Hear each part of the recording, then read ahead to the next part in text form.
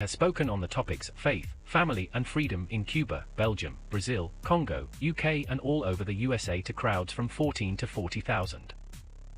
International leadership speaker, trainer and coach. Author of Learn to Raw Leadership, Attitude Hack, Live a More Excellent Life, 5 Battle Strategies of a Victorious Warrior. 2021 President's Lifetime Achievement Award recipient. Founding partner of the John Maxwell team. Toastmaster International Speech Competition semi-finalist. Founder of Tell It Like It Is TV, ThatGuyRocks.com and ThatGuySpeaks.com. Creator of Story Power TV, Transforming Grace TV, and Leading Leaders Podcast.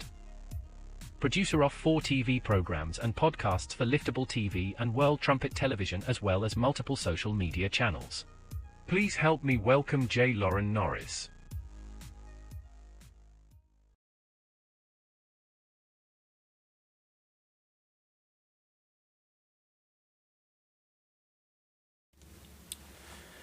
You may not like this to be true, but it is true. And it's a scary kind of a true.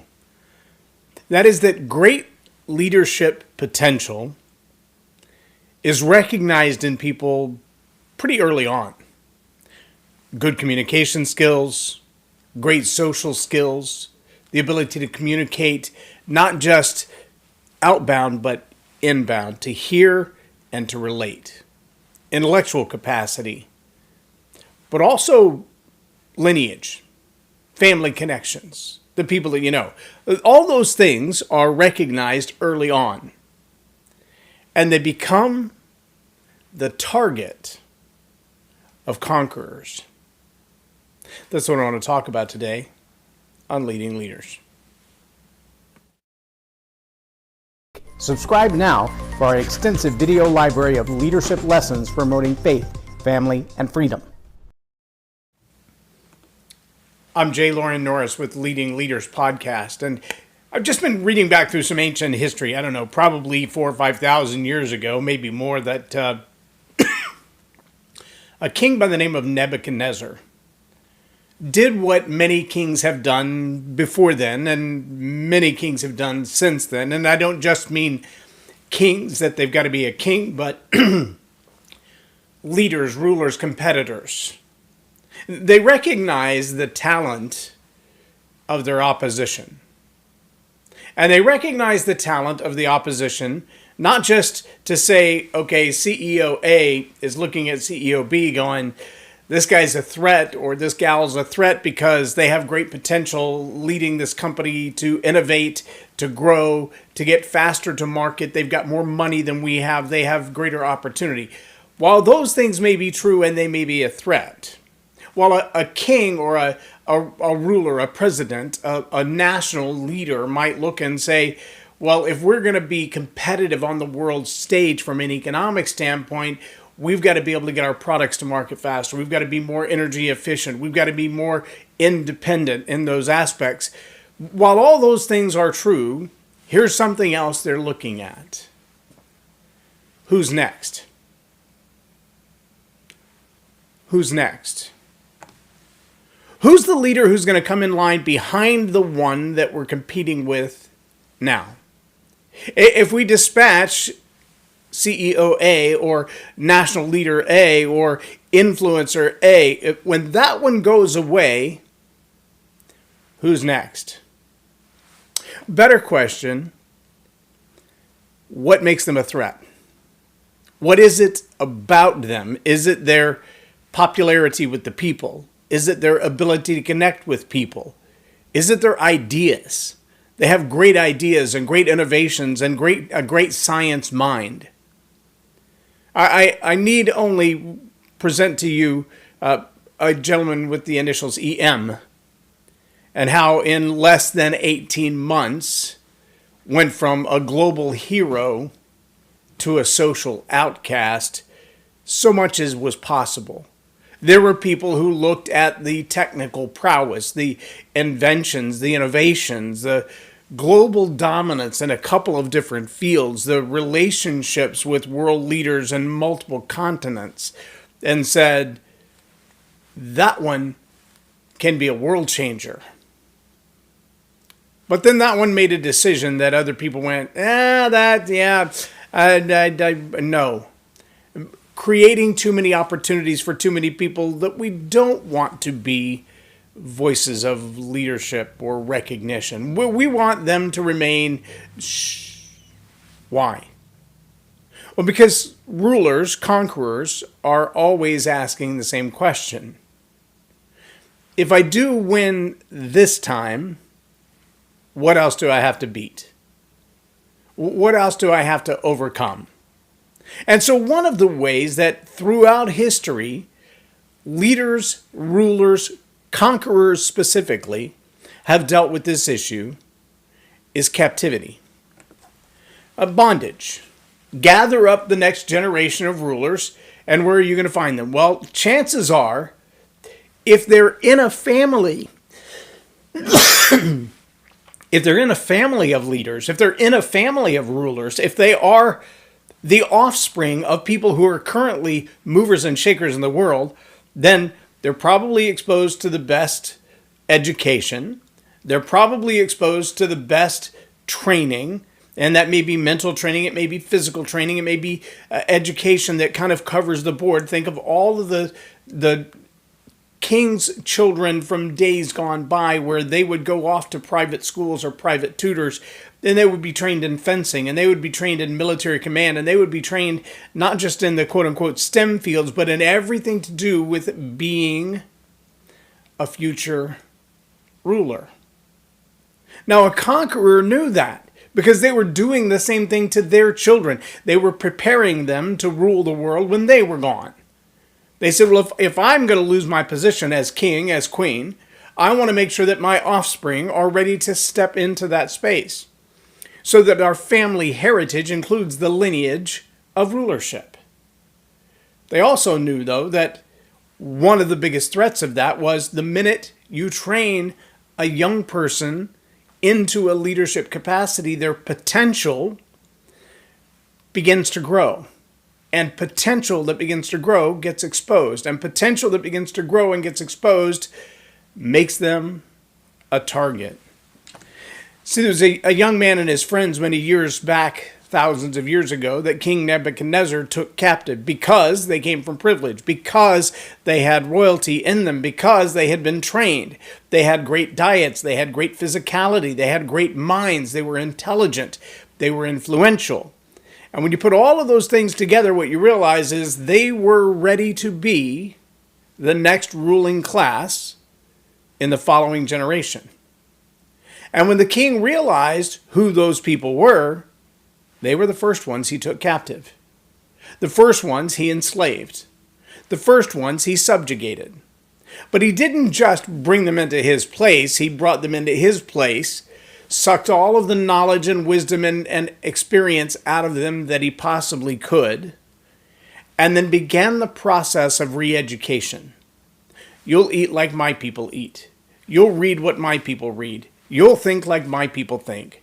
I will train you in the king's court to be just like us. Why? Well, because he knows they have potential. He knows they're intelligent, that they have physical prowess, that they have great diet and great energy. And when you put all those things together and you think, well, if I could convert them mentally to my side, if I could get them to function at that high level in my favor, I'm way ahead. But also, if I can convert them to think in my way and have them on my side, I don't have to be as concerned about them returning to the enemy, their home, and becoming a threat. See, it wasn't just a subjugation of the individuals that he brought into his court. He didn't just say, well, I will stop them from rising over there, and I'll give them a chance to rise over here. No, he said, I will stop the lineage of leadership of my enemy. I will break the back of the leading families, the royal families, by taking away the next line of defense, the next line of royalty, the next progression of success. I'll destroy it now, by moving it all to my side. Now, if you think that's not happening today, you're not paying attention. It happens in much more subtle ways today. Cancel culture is a form of exactly the same process. It's a form of the same procedure. I will get you to think and eat and do just like everybody in my court, or I will destroy you. The young boys that were kidnapped and subjugated, when they refused to convert to the way of thinking of the king, they were first thrown to lions and then tried to set on fire. Right? He did not like the fact that they would not subject. The king was less concerned about it than his subjects, who realized they were about to be displaced by these intelligent, athletic, well-trained young men. And they did not like that. So they made up rules. They changed policies. They changed procedures. At one point, they even had the king in his own trap. The king said, well, I believe X, Y, and Z. And they said, well, but what about if it's like this? And he's like, well, yeah, if it's like that, then that's a different thing. And they said, well, then we'll find a way to make it like that. And they were able to force the king, against his own judgment, to mete out destructive means against the teenage boys. Yeah, cancel culture. It's not that we don't necessarily like that voice or their leadership or their influence or their prowess, but they don't agree with us. So get everybody else together around them and destroy them. Silence them. Shut them up. They're a threat. It happens in political circles. It happens in business circles. It happens in society and cultural circles. If you think I'm kidding, just rewind a couple of, I don't know, maybe 5 or 10 years and go find the movie Mean Girls. You will submit to our way of doing things. You'll be conquered and subjugated. You'll think like we think. You'll eat like we eat. You'll do what we do, or we'll destroy you. You'll become like us, or there will be nothing left of you. This is a common thing. But I want to encourage you as leaders to be aware that this is a natural progression of cultures and societies. When you're aware of that, then you position yourself to say, as I train the next generation of leaders, I will be astutely aware that everything that I train them in will be targeted to be canceled, destroyed, interrupted, or redirected. What does that mean?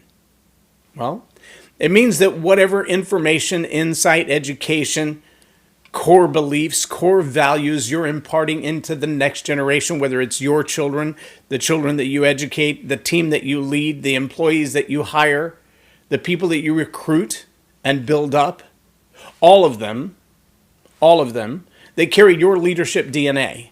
They carry the markers that would say, I was trained by so-and-so. There are a lot of things about my leadership style now because I've been studying John Maxwell since I was 20 years old.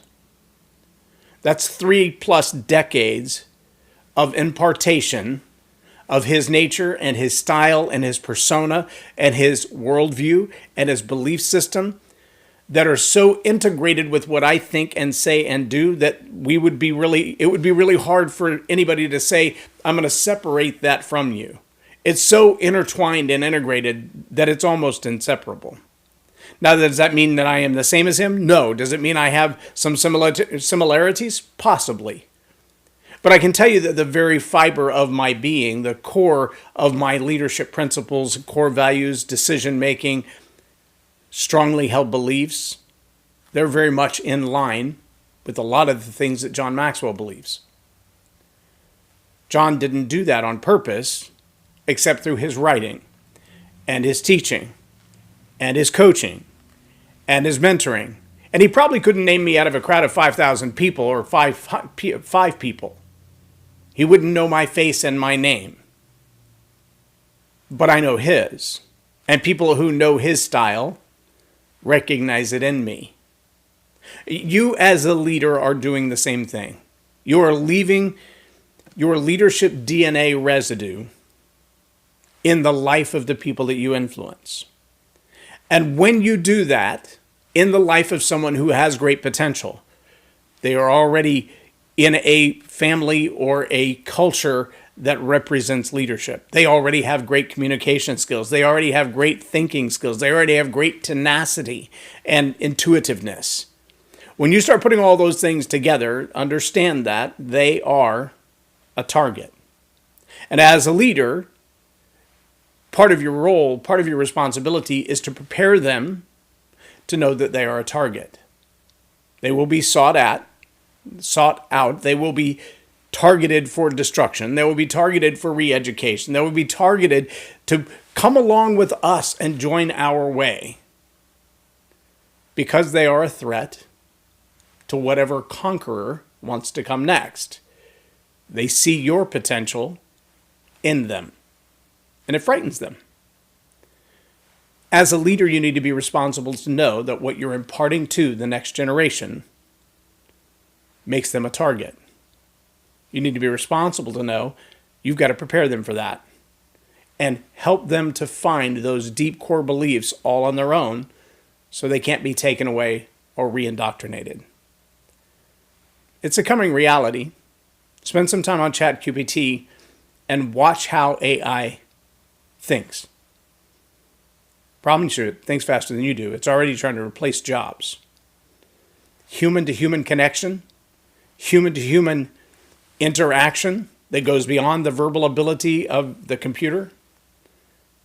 It's going to be extremely important in coming days. As you lead, leave your DNA, your core beliefs, your core values, leave those in the people behind you. But also prepare them to know that they will be targets because of it.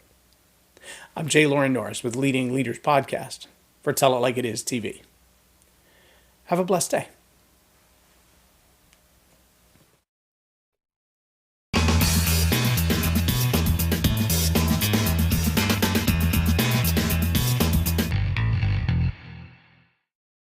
Lauren is a master teacher on storytelling, and I learned so much. I'm really going to have to sit down and go back through everything, and I think I might have to have some more coffees with Lauren, but it was totally worth my time, and I really highly recommend it if you're looking to grow your ministry, grow your business, grow your career.